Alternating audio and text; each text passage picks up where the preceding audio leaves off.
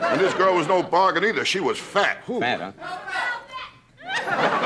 How fat? When she wears high heels, she strikes oil, okay? She's fat. Rodney Dangerfield could turn any depressing topic into a hilarious punchline. It's underneath what counts. Soul, depth. Right. That's what's important, not looks. Now, how many times take a walk in the street, you see a tall, handsome man walking arm in arm with a short, fat, ugly girl? I never saw that. Did you? Never saw that at all. Never saw that. These are zero-filter Rodney Dangerfield moments. The time Rodney got put on hold.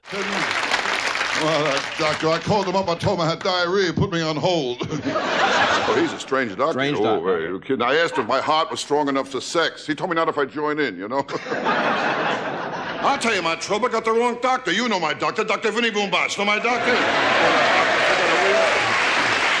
What a doctor. Oh, I called him last week. I told him, Doc, I swallowed a bottle of sleeping pills. He told me to have a few drinks and get some rest. Rodney takes a normal doctor setup and turns it into a perfect two-hit insult. The anniversary joke. I mean, my wife, there's always something. Our anniversary, I took her to dinner. I made a toast to the best woman a man ever had. The waiter joined me. I tell you, restaurants, I'm never lucky. I met my wife in a restaurant. Yeah, she told the waiter she wanted something simple. He brought me over.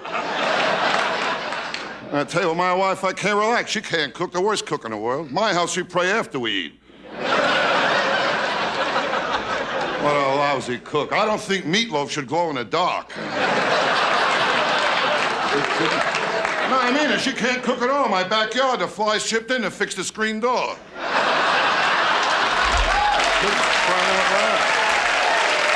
Not easy, not easy.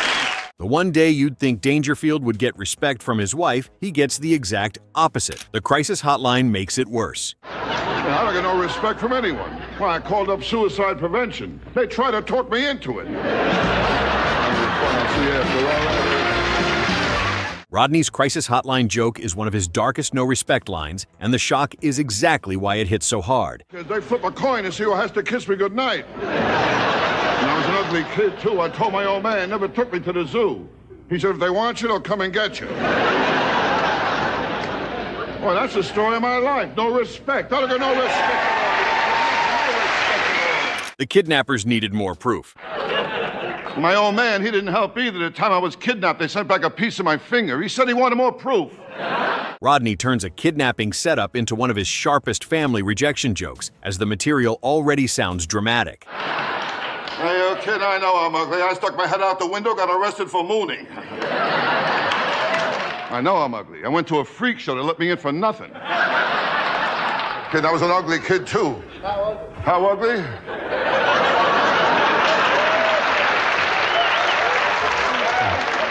I was so ugly, my mother breastfed me through a straw. Hey, my wife can't do nothing right. She can't cook, the worst cook in the world. Gave my kid alphabet soup. He spelled out help. What a lousy cook. I mean, how can toast have bones? She's a lousy cook, too. She can't cook at all. I leave dental floss in the kitchen, the roaches hang themselves. Dangerfield's big girlfriend. And this girl was no bargain either. She was fat. Fat, huh? How fat? When she wears high heels, she strikes oil, okay? She's fat.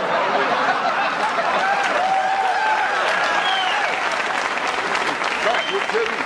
Fat, huh? Fat. Big girl. Oh, I met her at the Macy's parade. She was wearing ropes. I mean, fat. When she was on the Richard Simmons show, jumping up and down, my TV fell off the stand.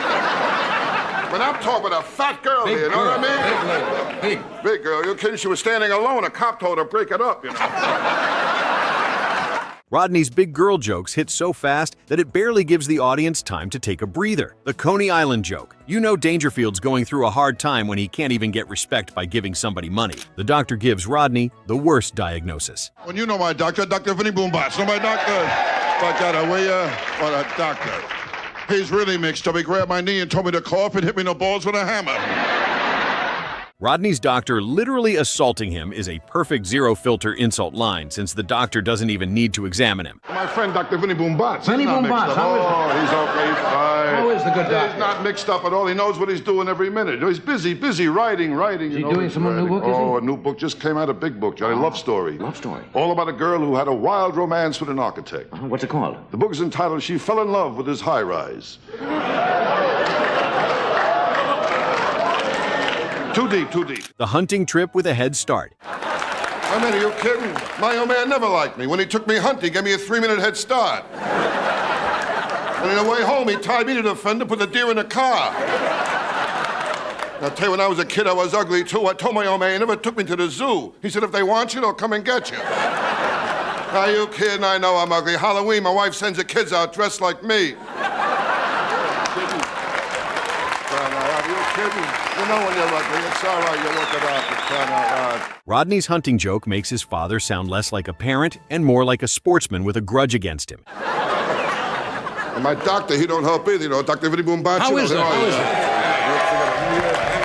How's he doing? I called up last week. I told him I had diarrhea. He put me on hold.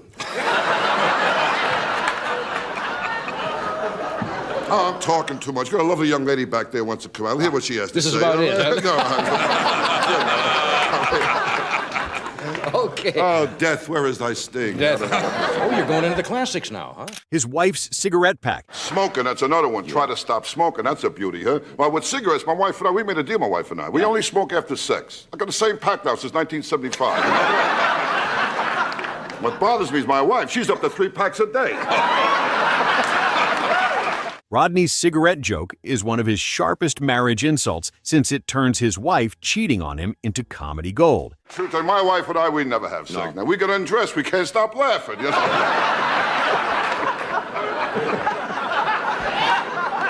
But I'll tell you one thing, when my wife does have sex, she screams. Ooh, especially when I walk in on her. Backseat Romance. Really? My friends didn't know, though. I fooled them, you know. I used to go to drive-in movies alone and do push-ups in the back seat of my car. You know?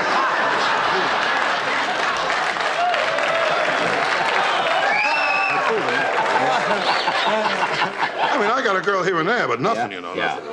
Well, one time I took out a real fat girl. Ooh, was she fat? Big girl. Fat out there. She was so fat, I mean, during sex, guys asked directions. You know what I mean? Rodney's backseat joke is a perfect example of how he made rejection feel both dirty and clean at the same time. I got to bring back the car I took. I mean, I'm a... Remember that one? Yeah, sure. Of course I do.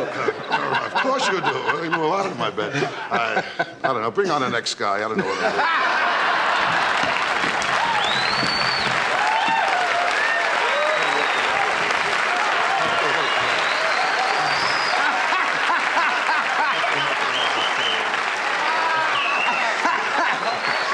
Rodney's mean kids. I got a mean kid, a very mean kid. He scotch tapes worms to the sidewalk, then watches the birds get hernias. Are you kidding me? It's a mean kid. Mean kid. And my daughter, too. She's no bargain either, my daughter. You kidding? Well, she's been picked up so many times, she's starting to grow handles. This joke is perfect as it came out of nowhere, and even though Dangerfield's half the reason his kids are alive, his kids still do nothing to give him respect.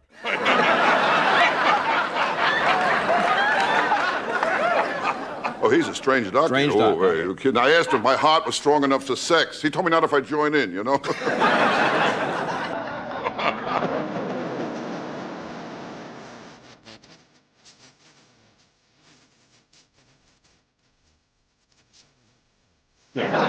Well, I start strong, but I peter right out.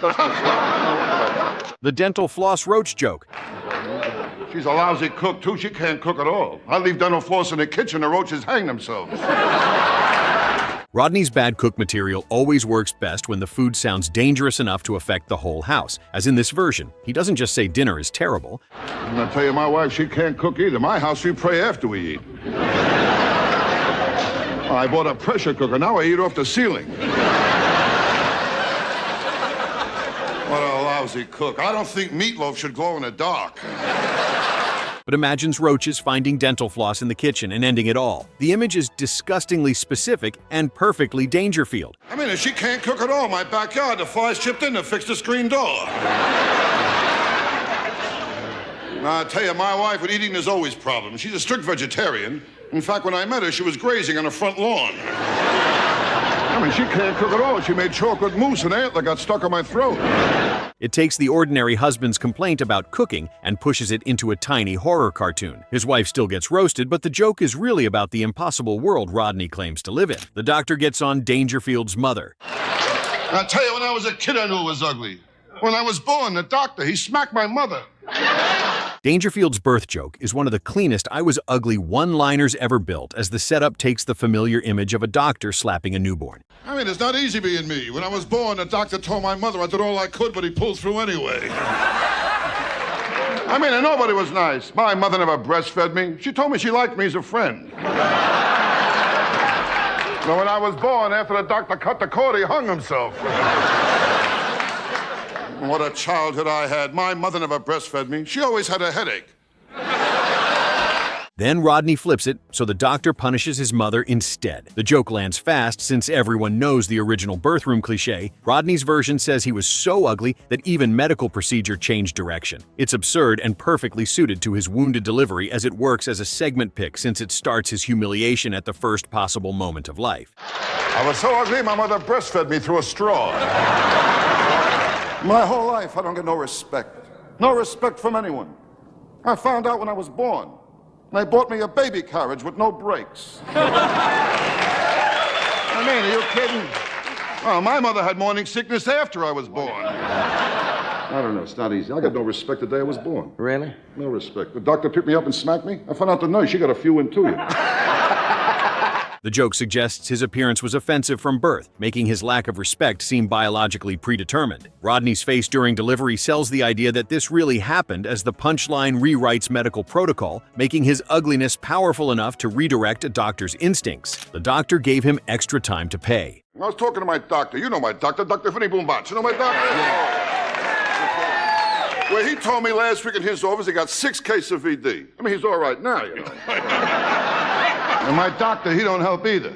He told me to run 5 miles a day for 2 weeks. I called him up. I said, Doc, I'm 70 miles from my house. I'll tell you about trouble. I got the wrong doctor. You know my doctor, Dr. Vinny Boombach. You know my doctor? What a doctor. You kidding me? Rodney's medical bill joke starts like a grim doctor diagnosis, then turns into a perfect insult about money. The setup has the doctor giving him only a few months to live, which usually sends a joke toward fear or sympathy. But Rodney twists it into pure disrespect when the doctor learns he cannot pay the bill and casually extends the deadline. The doctor isn't saving him out of kindness. He's just making sure the account gets settled. Johnny-style audiences loved this kind of Rodney joke since every authority figure treats him like a nuisance instead of a person. The punchline is sharp, since life, death, and debt all crash into one tiny, hilarious line. The parents who moved without losing him. My old man, he didn't help at all, my old man. We used to play tag and he'd drive. I mean, I had it rough. I told my old man I'm sick and tired of running around in circles. He got mad. He nailed down my other foot. My old man, he didn't help either. The time I was kidnapped, they sent back a piece of my finger. He said he wanted more proof. I mean, it was the same thing when I was a kid. No respect. My old man told me Mickey Mouse died in a cancer experiment. Rodney's no-filter line about his parents moving a lot is a quiet little masterpiece of rejection, as at first it sounds like a normal childhood memory about a family that kept changing houses. Then he adds that he always found them, which reveals the real story underneath. The joke isn't about moving, but about his parents trying to escape him. My old man, he didn't help either. Kept taking me to the zoo. He said he was hoping my real parents would claim me. My old man, he didn't like my looks either. But he carried around a picture of the kid who came with the wallet. I mean, are you kidding? My old man never liked me. When he took me hunting, he gave me a 3-minute head start. And on the way home, he tied me to the fender, put the deer in the car. That delayed realization gives the punchline a second laugh after the first one hits. Rodney's delivery makes the line feel casual, as if being abandoned was just another family tradition. This is a strong closer, since it sums up Rodney's whole act in one clean image: a kid getting no respect before he even understands what respect is. The repeated moving attempts suggest his parents' dedication to ditching him. When I was a kid, my old man, he didn't help either, you know.